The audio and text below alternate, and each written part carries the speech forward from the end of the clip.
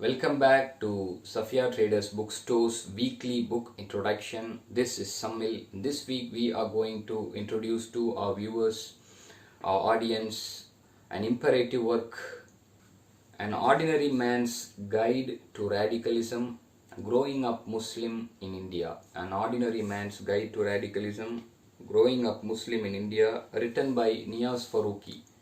Neyaz Farooquee, by the way, is a journalist based in Delhi. So, as opposed to an objective and distant journalistic analysis of the events of that time, the author Neyaz Farooquee in this book chose the genre of a memoir comprising an intimate retelling of one's lived reality. The uniqueness of this book is that it allows readers to experience what being Muslim in India means when the state becomes complicit in minority bashing. One example, among others, is he cites cases where Muslim youths picked up on charges of terrorism were later let off by the courts, and how evidences were concocted by the police in many such cases to justify their actions. So before we delve deep into the subject matter, I would like to remind our viewers to subscribe to our YouTube channel, and also don't forget to click the bell icon for instant updates.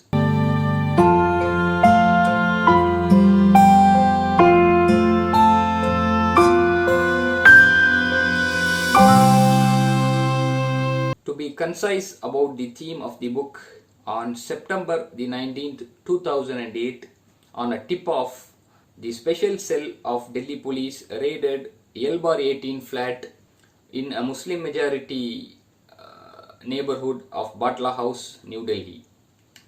The entire area was cordoned off to nab the suspects of the Delhi blasts. In the gunfire exchange that followed, 2 occupants of the flat were killed, 1 occupant surrendered, and 1 police inspector has lost his life too. Neyaz Farooquee, the author of this book, was at that time studying in Jamia Millia Islamia University and was living close to where the encounter took place. Years later, he penned a memoir based on his experiences as a boy from Bihar who came to Delhi's Jamia Nagar for better prospects. Let us pause here for a moment and have a brief comparison between 2 recent incidents that shook the police department in 2 different parts of India. On the intervening night of July the 2nd and 3rd in Bikru village of Kanpur in the state of Uttar Pradesh, 8 policemen including a deputy superintendent were killed and 7 injured when a group of assailants fired at a police team that had gone there to arrest an accused named Vikas Dubey. This accused, Vikas Dubey, is a history sheeter with more than 60 cases against him. This police team had gone there to arrest him after a person 24 hours prior to the incident lodged a complaint under section 307, attempt to murder, against Vikas Dubey. Another incident of the same gravity took place some 7 months ago in the southernmost tip of India, Kanyakumari district. 2 youth had gunned down a special sub-inspector, Wilson, aged 56, while he was in vigil at the Kaliyakkavalai interstate border checkpost. Now, there isn't really a contrast between the nature of these 2 crimes, except for the fact that in the former one, 8 cops were gunned down, while in the latter one, only 1. A crime is a crime, no matter who commits, if there is no virtuous rationale to substantiate the course of action, if there is no virtuous rationale to reinforce your course of action. Our concern here is not about the nature of these crimes, rather it has to do with the mainstream portrayal of the crimes. If you call the gruesome, gory killing of 8 policemen by Vikas Dubey an act of terror, so was the killing of S.A. Wilson, Special S.A. Wilson. It is also an act of terror. Conversely, when you call the killing of 8 policemen a criminal act, so was the killing of Special S.A. Wilson. It is also a criminal act, a grisly crime. It is not an act of terror. But what we have here is a more contrasting, a more discriminatory depiction by the media mouthpieces. Take for example one of the mainstream headline. It reads, 8 cops killed in Kanpur as criminals ambush police team. Borders of Kanpur sealed. Now underline the words criminals ambush police team. Another mainstream headline reads, 8 UP policemen shot dead when they went to arrest criminal. Again, mark the word criminal. The third headline reads, 8 UP policemen killed after assailants opened fire at them in Kanpur. 2 accused shot dead later. Now, again, mark the words assailants, accused. Now, let us turn to its counterpart. I mean, in the southernmost tip of India, the incident that took place in the district of Kanyakumari. One of the mainstream headline goes like this: murder of Tamil Nadu cop, TN cop, 2 terror suspects apprehended by Karnataka police. Note the words 2 terror suspects. Another headline reads, the police are treating the shooting as a terrorist incident. Mark the words a terrorist incident. The third one reads, IS style killing. I mean the Islamic State of Iraq and the Sham ISIS. IS style killing of police officer sends shivers down the spine of Tamil Nadu cops. Now mark the words IS style killing. Now for contrasting effect, let us juxtapose these two headlines. Let us compare them and see how words are being maneuvered and presented to the public. On the one hand, we come across words like criminals, assailants, accused, etc. And on the other hand, we encounter words like terror suspects, quote unquote. In Tamil they say Thivravadigal, etc. On the one hand, we see words like Kanpur encounter or murder, etc. And on the other hand, we come across words like a terrorist incident, etc. On the one hand, similarly, we come across words like shot dead, ambushed, etc. And on the other hand, we see words like ISIS style killing, act of terror, etc. What we are seeing by the end of the day, when it comes to the nature of the crime, both fall under the same category. To go one step further, when it comes to the gravity, the extremity of these two crimes, the gunning down of 8 cops is more horrendous, is more gruesome compared to its counterpart, and it deserves to be called an act of terror according to the strict definition of what terrorism means and who a terrorist is. Even though we are not going to play down the killing of Special S.I. Wilson at any cost. But notice here the discriminatory, prejudicial, stereotypical depiction of the media mouthpieces. One assailant remains a criminal, another one turned out to be a terrorist. One act remains an act of murder, and the other one of the same essence turned out to be an act of terror. An act of terror. Why? Simple. We could comfortably conclude that if you are a Muslim, at least by name, then you are condemned and defamed to be a terrorist, if that's what satisfies the conscience of the public out there.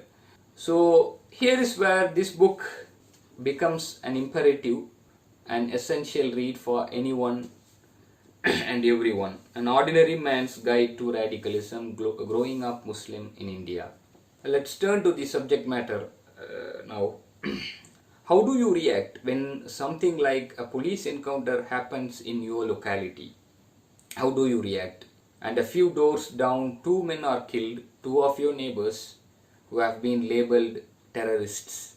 It was September 2008 in South Delhi, Jamia Nagar, in the vicinity of a central university, Jamia Millia Islamia.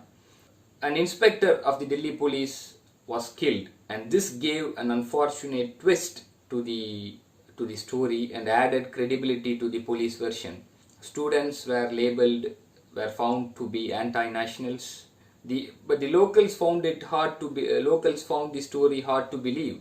The author reports that he was 22 when it happened, living alone about 200 meters away from where the two young men died. These two young men, they were living alone away from their families. One of them wanted to become an IAS officer, another a pilot. One of those killed was, of course, studying in Jamia Millia Islamia. And now, going by the media reports at that time, the rooms of these terrorists were messy, as every bachelor's room used to be. The lights in most bachelor's room will usually be on till late at night, or perhaps we should say till early in the morning.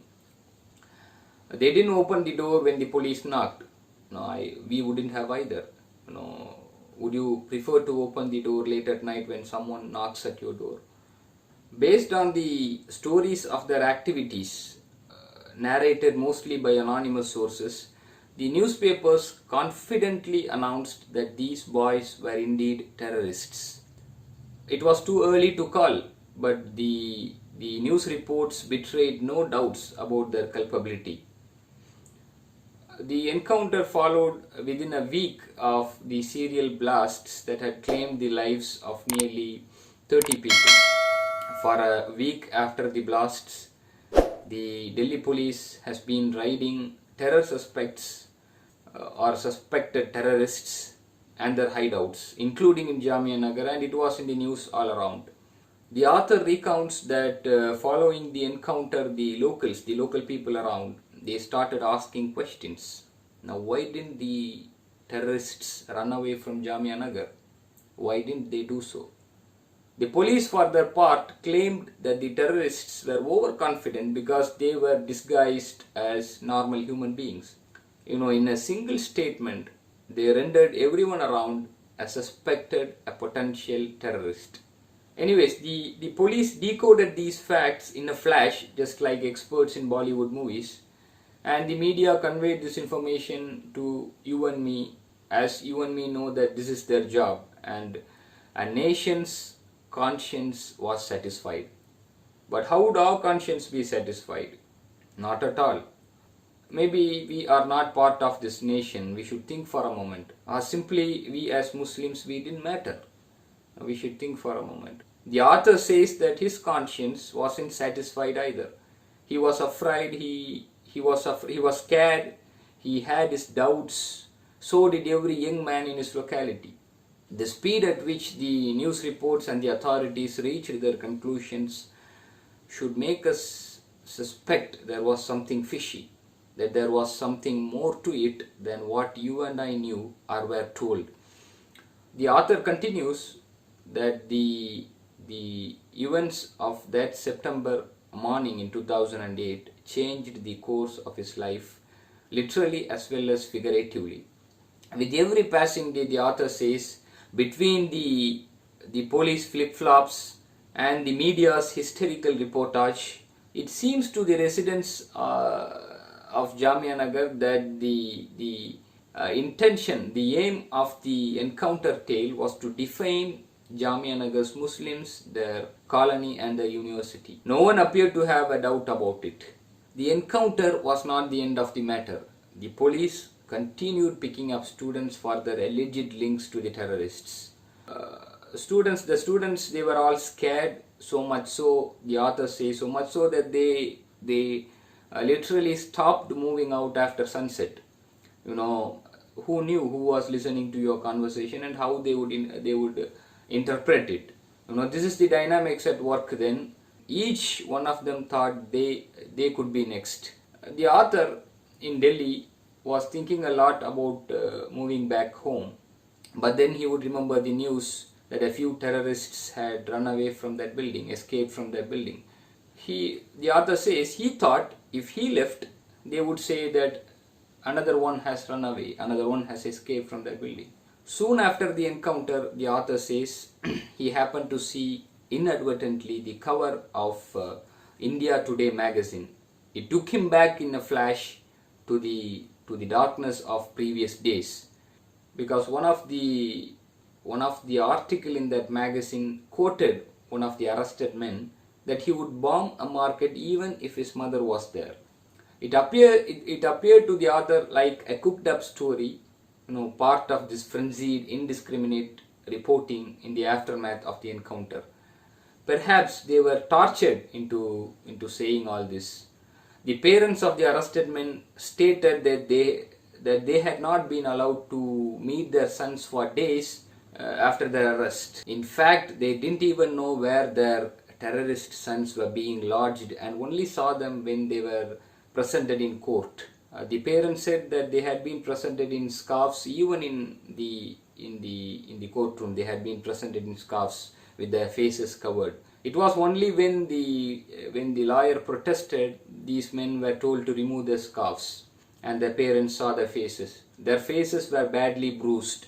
It's been over a decade since the encounter, but the question remains: were they really terrorists? Were they really terrorists? If not, then gross injustice has been done to them, their families, and their friends. The author adds that the track record of the police team involved in the encounter, the special cell of the Delhi police, was hardly spotless. There had been several allegations of the special cell's involvement in questionable encounters. What is the truth? What is the complete truth about all of this?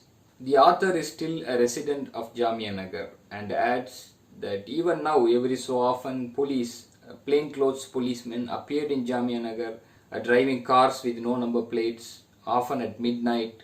Sometimes when the residents opposed them, when they questioned them, even manhandling the policemen, sometimes they would say that they are there to pick up a chain snatcher or an auto thief or a Bangladeshi. So even now, almost a decade later, such high-handedness only adds to people's doubts about the genuineness of the encounter of 2008. And finally, the author more or less concludes that the encounter has driven him really berserk, like it did to many youth in Jamia Nagar. This small anecdote should set us wonder why many youth in disturbed areas take up arms. Why? What made them so desperate that they felt the need to do so? We have heard the news, but there is so much that never makes it to newspapers and television studios. This is the author's story, one of a kid who went to Delhi with many hopes, of a young lad who lost his way and then turned out to be someone like us. An ordinary man's guide to radicalism, growing up Muslim in India. Neyaz Farooquee, the author. For orders, contact Safiyya Traders Bookstore, Nagarkoil, and this is Samil. See you next week.